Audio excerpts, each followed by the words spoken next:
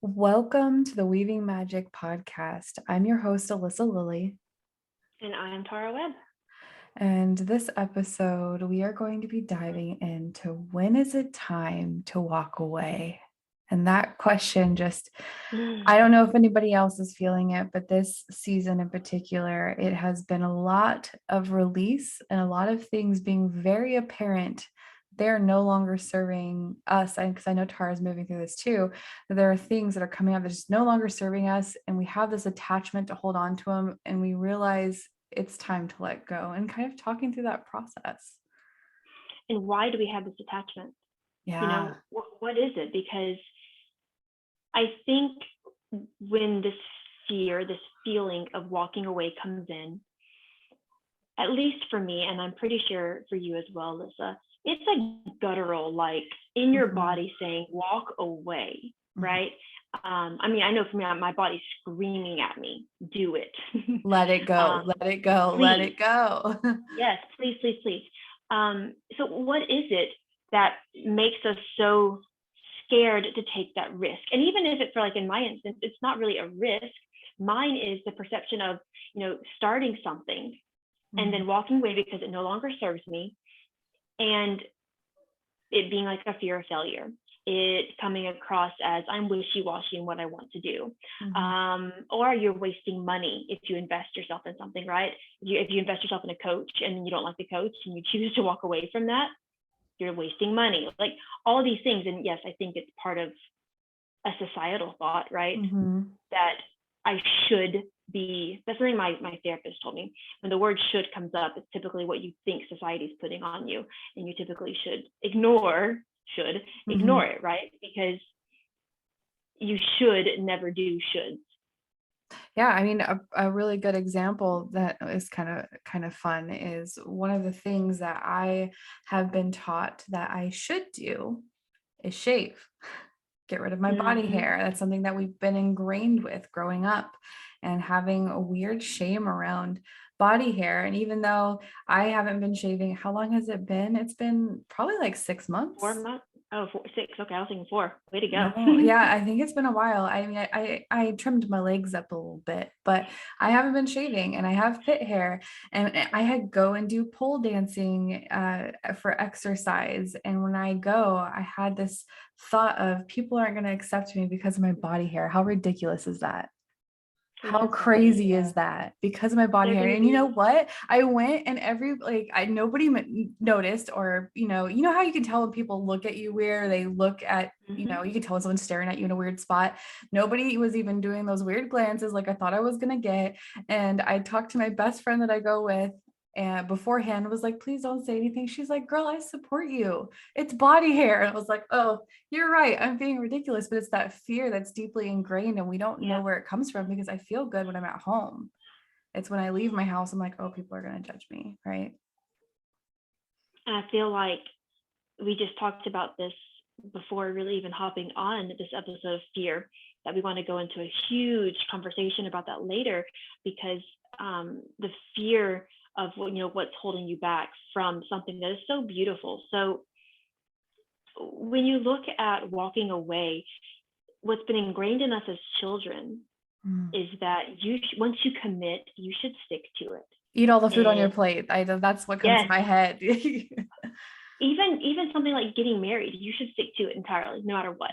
You should stick to, if you're doing a sport, finish the season and stick through it, because you should go to college and get a career and stick to that career even if you hate it. Yes. And I think that's what keeps us in feeling crippled, right? Feeling like we don't have power, because once I've chosen this path, I can't walk away from it. And that is so far from the truth. Every day, every moment, we get to redefine what our path is, re-choose what is serving us. And that is something we talked about in our community, our Weaving Magick Patreon community earlier this year, about how when you're setting your goals for the year, be mindful that what you're choosing right now may not be in alignment with you a month, 2, 3, 4. No, you should always come back to your goals every few months or so and just make sure that everything is still in alignment. And it's okay when things aren't, and it's time to let them go. Yes. It's time to let them go. And we grasp, you know what it is? We grasp so deeply to what we already know because Well, we already know it. and I think a part of us identifies with it as well. It's like it's a piece of us, and we feel this attachment of worth. Like this proves I'm worthy, and following through proves I'm worthy of success, and that's Mm. not true. And that people can trust on me. Mm-hmm. They can depend on me because they know I'm dependable. I stick to my word. So if I don't stick to my word, how can they depend on me? How will they know? Because I'm wishy-washy. Whew. But you're not.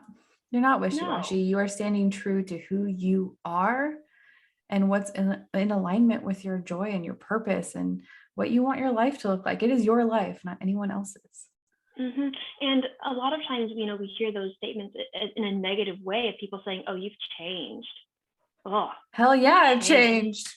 Right? And it's like, what is so wrong with changing? We actually hope that we want to change. I hope to always be a learner, a student, to constantly be thinking of new ways to do things. And if I'm going to say the same, well, then I'm not going to be learning, right? I'm not going to be, or I would be learning and not applying it. And I don't know if that's worse or not, that you're just taking in this information and being like, cool, it's not going anywhere, but I'm just, you know, doing it. Yeah. No, I just feel that so deeply ingrained that we get to choose what walking away means, you know, when to do it, or, and here's something else that's just really fun to me. You know, this is the year of you. So we've heard so much about, right? And what I keep being reminded is that this is the year that you get to decide what how do I word it, Alyssa? What you want it to be, what you create it to be. So for example, in our podcast, you're going to hear babies and you're going to hear kids coming in, or maybe dogs barking or something, because that's real life. That is what happens. We do not all live in a bubble. And I would think the idea of showing up for business, showing up on, you know, Zoom calls or whatever, and there being noise in the background, you know, is typically looked down upon because you should have a very quiet life. And we're choosing to create a safe space in our podcast, in our community, where we show In up our as moms. businesses. Yeah. Yes, we show up as moms, as women, choosing to say we are all of these things, not just one. I can't take being a host of a podcast out of this little clump of who I am. And so if you're looking to walk away from something, but you're still being pulled to it in some way, well, then how can you make that what you want it to be, right? And I think it's important to also go down and peel back the layers of how is this tied to a belief? Because I feel like if you're dead set on this and you have this idea that you can't let go of, but you know it's no longer serving you, part of you believes that you need it. And I think it's important to dive into that part of you and decipher why it is you think you need it and why this belief is sitting there. I know, Tara, you and I talked about I'm releasing a lot of stuff right now, and my mom's voice came up. And I didn't even recognize it was my mom's voice questioning all of my values and my whys behind doing things and making me feel really crappy for releasing this part of me. And it was really subconscious. And I just noticed it for a second. And when I told Tara, she was like, "That's your mom." And I'm like, "Oh my God, you're right. It is." And that was a belief that was subconsciously being held onto inside of me that up until this point probably impacted a lot of some decisions I was making and didn't even realize it, right? Well, especially if we use, you know, the example that you just used, you were hearing it and you were saying, you know, that's not my voice. You recognizing it, seeing that, you know, this isn't true, believing that. But I think when you put that name to it, when you put where you heard it from, it makes a huge difference, and it actually helps you, you know, work through it more and actually cut it out a bit better. A real true release. You're releasing that belief and changing it and rewriting that story for yourself. Oof, we're getting powerful today. Well, and as you're asking, because I'm right in the midst of this as we're talking, And that's kind of how we do things, is like, what comes up for us right now, we feel very called to discuss it, because there's got to be someone else out there who's listening, that's going through this as It's well. the energy right now. I've talked to so It many is. people that are just releasing big stuff like careers and jobs and where they thought their life was going to go. And it's just, it's a lot of deep and rooted releasing that's happening right now. That's what my serious joy told me. And for those of you listening, Christopher Witecki will tag his website in our show notes. Is a huge astrologer, and he uses his We'll be talking psychic, about him a lot. Yeah. uses his psychic abilities, his spiritual beliefs, whatever it is, right, to help you understand what's going on in the cosmos. And you can sign up for his program. It's not really a program, his group, I guess, and it will send you texts every single day, like 3 or 4 a day, of what's going on in your life. And mine has very much been so feelings spot around on. feelings around your family or your business or your career path, or where you're going in the future. Releasing and rewriting your story. It's been coming up a lot.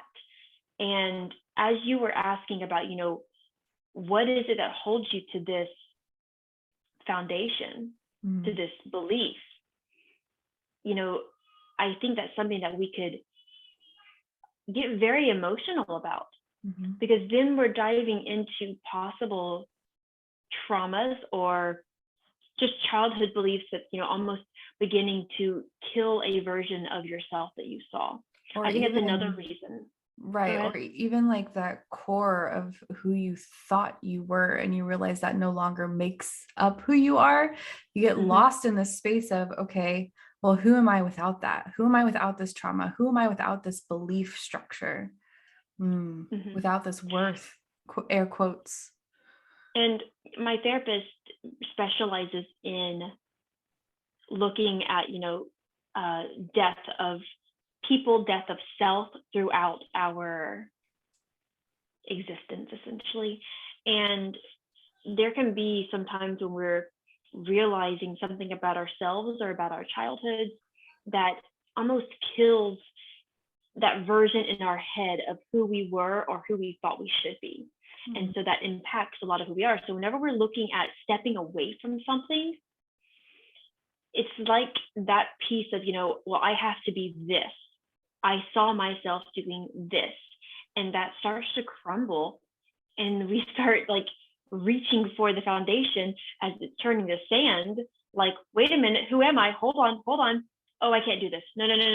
Because we're scared that as that sand is just, washing away underneath us, that we're going to fall and there's not going to be anything to grab us.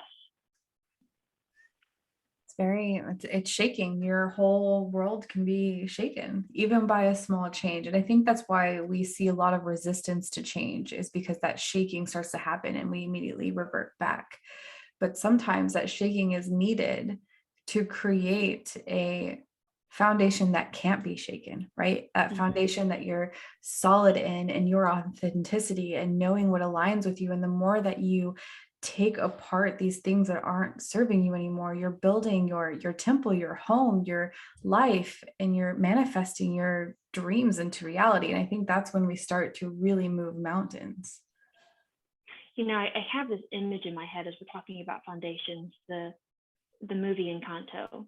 Yes. And at the very end, it's addictive. It is. They're talking about in that song, a new foundation, and the grandmother's like, it's not perfect, and she's like, neither are we. And so I have this like going back and forth in my head as you're talking about, well, no, we don't have to be perfect by all means, right? But our foundation does have to be pretty stable, because if there's imperfection in a foundation, then it can crumble, right? And that is actually not good in a way. It's good in the sense of like you're allowing it to crumble so something more beautiful can come. But if you're wanting a strong foundation, it does have to be pretty sturdy. And so there's that balance of not feeling like you have to be perfect, staying in this quote unquote perfect life, and letting that foundation fall away, because it's already had its cracks inside of it, Mm-hmm. and choosing to build something later that still might not be perfect, but is sturdier and makes more sense, right? Mm-hmm. Because I think It's that like building choice. your dream home. If you're building your dream home, you want the best foundation that you can make for Mhm. that. Not perfect. I mean, yes, in ideal world of a real house, we want it to be perfect, but as people, we're not. As houses, we're not. And we really want to, and that when I say foundation as a person, that foundation is trust in yourself and loving yourself and really committing to what you're doing intentionally and not subconsciously or automatically. So I mean, I would even then, look at the word in the song of "It's not perfect, and neither are we." That, instead of the word perfect, it's not sturdy, Mm-hmm. and so we get to choose what makes us sturdy. Mm-hmm. And sometimes you've built this massive house, and cracks start to show because it's not being taken care of, because those pieces, those rooms, no longer serve, why you originally built it. And it's okay to demolish the entire thing and start over with a new floor plan. Mm-hmm. You're allowed to change and grow. And it can be scary and feel like your whole world is falling apart, but it is to create something more beautiful and authentic. I love that. Mm-hmm. I think your world will fall apart. Like, there's no doubt about it. It's ebbs and Because flows. Yeah, it's going to mm-hmm, happen. That's how growth happens. and I think there's that fear around, as the world's falling apart, your world, right? I think it's almost like a fear of death, even though we're not scared of dying in that sense. It's, once again, going back to Your the death body of doesn't self. know the difference, right? Your Oh, body that's sees true. it as danger and it does see it as life threatening. And it's very triggering to our responses. And in the world we live in, we're stuck in this constant state of fearing for our life because we can't tell the difference between life and death and a car running a stop sign, right? And watching it go. It's maybe it's not even a danger I don't even know how to put words to it. I lost my train of thought. Well, we also don't entirely experience danger like we used to. Yeah, I'm having a hard time putting it to words. Anything could be. An email from my boss is really stressful right now. Yes. And that stress response triggers my trauma responses and my body thinks I'm in danger. And so we get to create safety for ourselves. So if you're making a big decision to walk away from something, I definitely recommend a self-soothe box that is full of little trinkets and things that appeal to your five senses, that remind you that you're safe, that you can physically remind your body that you're safe, and just take 5 minutes to step aside and be like, woosah. And also, I think as we're talking about shaking, I think I had all this like excess energy because I had a lot of things happen in Back a to time span of back. a few hours. Yeah. That was like super exciting, and then super emotional, and then like life and death almost, and just those things. And my body was holding all of this just like creative, fearful, whatever else energy. And you're physically shaking, like you're feeling that energetic just shake. Well, then, damn it, shake it. Yes, shake your body. Shake it It's out. so good. Mm-hmm. Getting into, as a dog is like releasing themselves, just dancing the shaking, or The zoomies when they run around really fast because they're getting all that energy out. We need that too. We do. And I think we forget that. We try to push it down and Or we feel ignore. weird doing it. I think that's another one, is people feel they're not in touch with their body. I know I didn't used to be, or doing that. I felt weird focusing on how my body was moving. It felt alien almost. Well, we also look at that, I think, as anxiety. And it's not always anxiety. That shiver, that quaking in your body isn't necessarily anxiety. It's you have come upon that fight or flight response, among other things. There's all the other ones, but you've come upon that and you have responded to it, and now that still fear is somewhat in your body trying to make its way out. And you And so just we gotta see shake that it.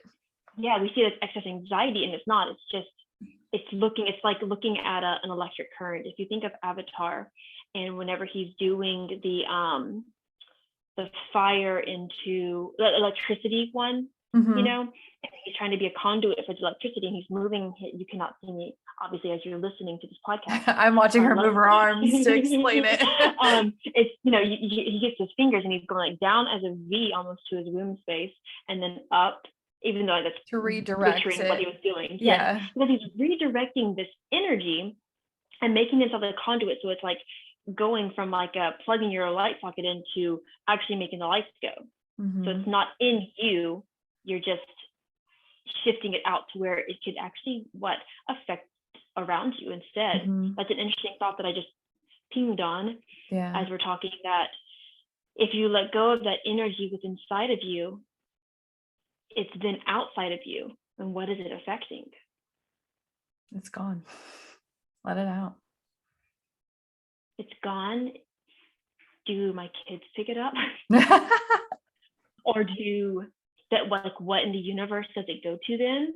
That's a great question. I never really thought about it. Because we're then releasing it.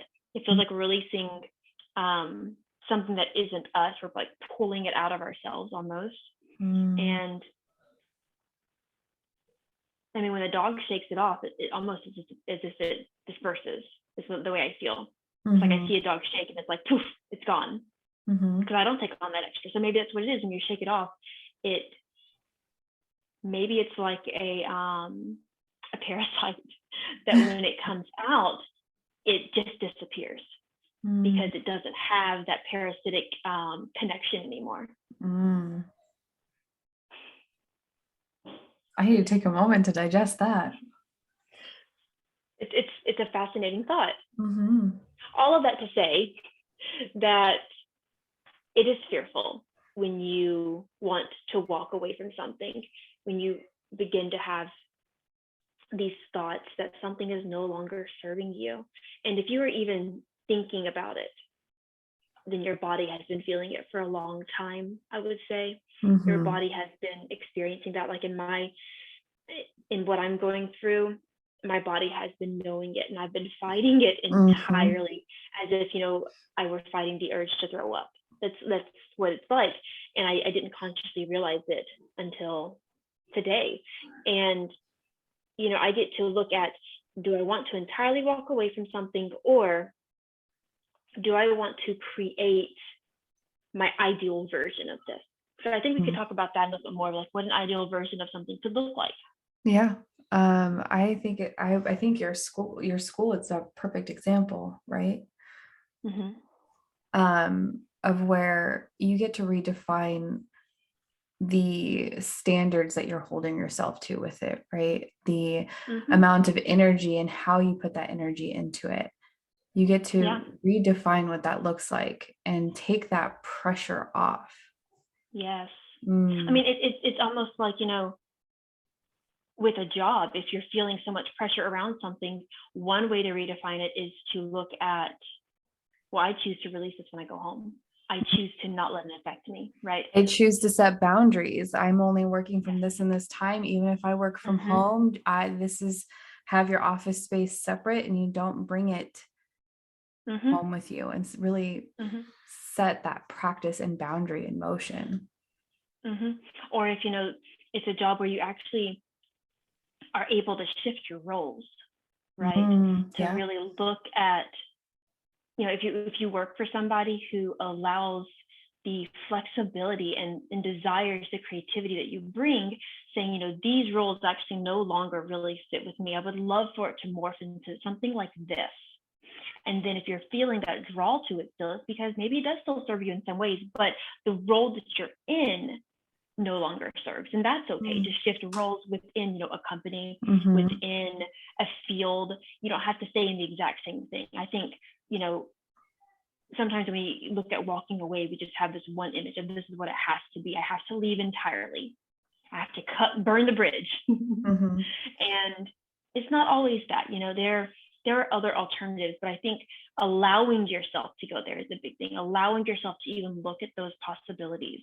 Look at, what does that joy look like to you? You know, for me, I no longer want to have something in my life that does not bring me joy, truly. If it becomes a stressor, because I do not enjoy the word busy. It just saying it makes me want to like switch. Seriously. Like, yeah, you said that and I also was like, oh. I like the word full, because I choose to fill my schedule, fill my life with things that bring me joy. And that reminds me of, when you're going to the store and people see me with 4 kids and they're like, oh, you must be so busy, and that your hands are just so full. And I'm like, you're right, I'm full of love. I choose to switch that, because I am full, but I'm full of love, and I choose to bring things that continuously fill me up versus drain me. And when I start to feel that vampire effect of draining, to where I can't show up for my kids the way that I want to, I have high standards. So it's not like, they're not getting food, or they're not like, my standards of showing up for my kids are, I want to read a book to them every single night before going to bed. I want to, be there, right there with them as they're learning their school, and not be distracted by something else, right? And so if I can't meet my standards of what joy is in my life and joy is around my kids, then why am I doing this? What purpose does this serve in your life if you do not have joy around it? And if it's because you have to have it for financial, monetary needs, right? Then how can we make it joyful? And that's where we talked about the boundaries. How can we bring joy to it so that you're not just letting it take over? Yeah. Not letting it suck the soul out of you. Oh, and I love what you brought up about saying that you're full. And I don't think you've ever explained why you say it in that way, but I have picked that up from you, and I have started saying my plate is full, or I'm full right now, but when I have some space, I'll get back to you, and telling people that. And I totally got that from you. Now that you say that, it's like, oh yeah, that's probably where I got that from. So thank you for that. I love that habit. I mean, it's also like the one where I talk about, I don't say I'm sick, right? I say I'm healing, because I choose to have, words are magic. I choose to have that embodiment, that image as we go through. Another one that my husband has to remind me about is like, our kids are crazy right now. And he's like, no, they're spirited. I'm like, yes, you're right. And I have to remember that in my house too. Because we don't think of crazy as, well, crazy is perceived as bad. I don't see crazy as bad, because to me, there's a lot of witchy stuff with like being crazy and weird and everything. But he's right. I mean, our kids are very spirited, and our 3rd child is a projector who, in human design, we will have somebody on the podcast later on to go more into human design.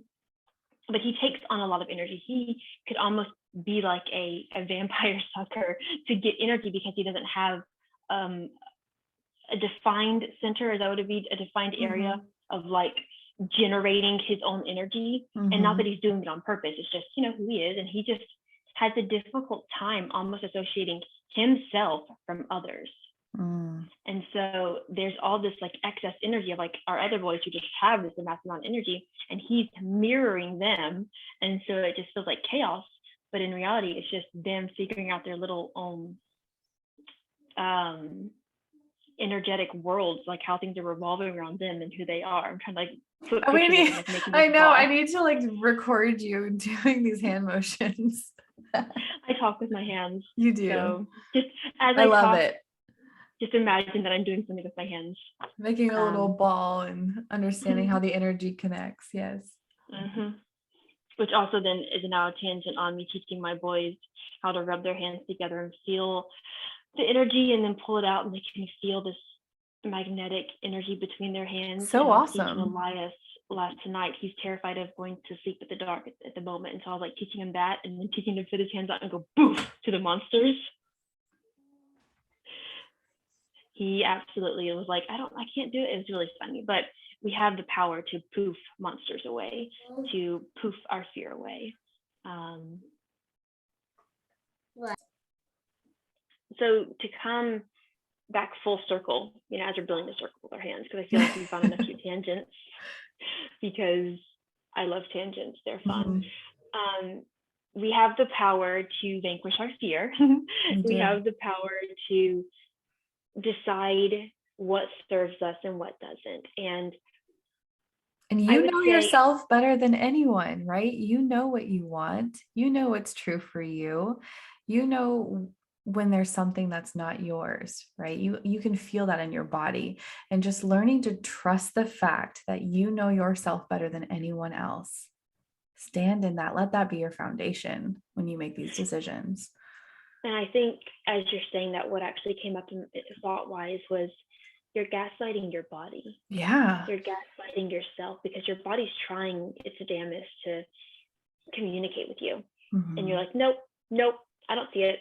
Nope, don't feel it. Nope, I'm gonna make it work. And so you're gaslighting it. And it's like, okay, I'm gonna stop talking to you. I'm gonna stop trying to show you. So definitely tune in and listen. And I was thinking of, our challenge for this episode, our challenge, for where we can really look into one, is there a place where you want to walk away from something, or that you get to create something more beautiful Out of, yeah. Do you get to throw the plant back into Mother Nature because it's died and it's needing to just give back to the earth, or you get to take those seeds and take the few that actually are still thriving and put them in different pots? I love that. Thank you for coming to our TED Talk. We appreciate everyone who's listening, and we'll see you on the next one. This concludes another episode of our Weaving Magick podcast. We release one episode a week, so be sure to subscribe to catch the latest episode as soon as it releases. You can find us on Instagram at Weaving Magick Podcast. That's Weaving Magick, Magick Podcast. We would also love it if you could leave us a review. If you do, make sure to email us your review so we can send you a thank you gift. Thank you so much for joining us, and don't forget to find a way to weave magic into your daily life.